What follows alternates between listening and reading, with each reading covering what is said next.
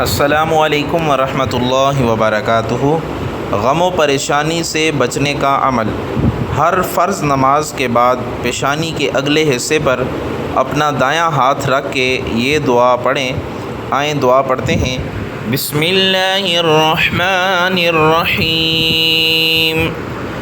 بسم اللہ الذی لا الہ الا هو الرحمن الرحیم۔ اللہم اذہب عنی الہم والحزن وعن اہل السنہ۔ اللہ کے نام سے میں شروع کرتا ہوں جس کے سوا کوئی معبود نہیں، وہ بڑا رحمان اور بڑا رحیم ہے۔ اے اللہ مجھ سے اور اہل سنت سے غم و ملال کو دور فرما دے۔ یہ دعا پڑھنے کے بعد اپنا ہاتھ کھینچ کر پیشانی تک لائیں تو انشاءاللہ عز و جل ہر غم و پریشانی سے اللہ تعالیٰ آپ کو محفوظ رکھے گا۔